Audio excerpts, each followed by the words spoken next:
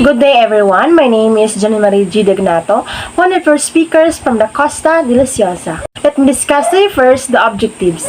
This video aims to understand the significance and benefits of the Department of Tourism through Republic Act 9593, also known as Tourism Act of 2009, to the country.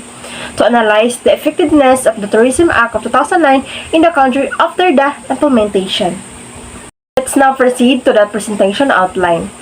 Introduction, background of Tourism Act of 2009, purpose of the Tourism Act of 2009, Department of Tourism under the Tourism Act of 2009, effectiveness of Tourism Act of 2009 in the tourism development, and lastly, the summary. Tourism is undeniably one of the largest and fastest growing industries in the world.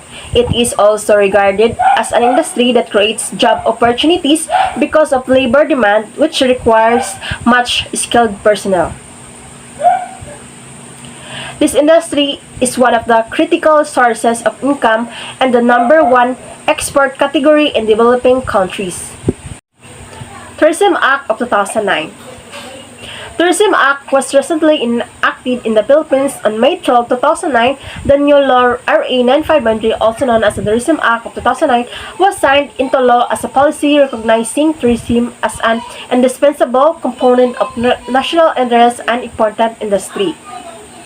An act declaring a national policy for tourism as an engine of investment, employment, growth, and national development, and strengthening the Department of Tourism and its attached agencies to effectively and efficiently implement that policy, and appropriating funds. Therefore, Department of Tourism in the Philippines is the authorized in charge of the product when it comes to development, regulating, monitoring, and stimulating investment of tourism sector.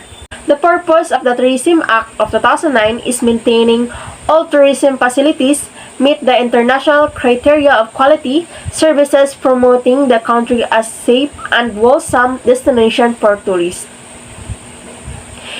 It makes Philippine tourism more globally competitive. Tourism Act of 2009 also recognized that tourism can impoverish people in their local communities, improve their socioeconomic condition. Tourism is primarily considered a contributor to national economic growth. A less level playing field, on the other hand, favors big expenditures in the development of local tourism markets. We will now proceed to the next slide. The Department of Tourism may consider ways to promote community participation beyond employment creation, such as investor and conservationists of natural resources as a tourist destination. The Department of Tourism has the power to encourage, promote, and develop tourism as a major socio-economic activity to generate foreign currency and local employment.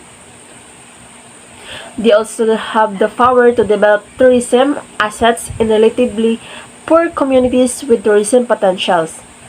The Department of Tourism shall be responsible for preparing, implementing, and updating local tourism development plans and enforcing tourism laws, rules, and regulations, which increases local control and participation in the tourism development process.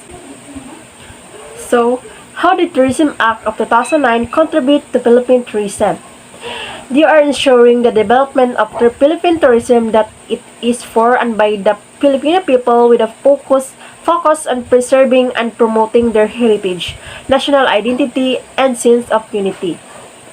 Recognize such sustainable tourism development as a critical component of national socio-economic development efforts to improve the Filipino people's quality of life in the way of providing them to appropriate attention and support for the growth of this industry.